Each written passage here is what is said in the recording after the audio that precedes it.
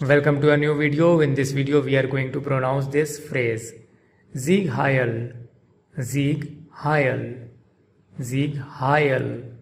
Sieg Heil was a primary slogan used by the Nazi Party in Germany during the 1930s and 40s. While the literal translation is Hail Victory, it is almost exclusively associated with the Holocaust and the atrocities committed under the Nazi regime.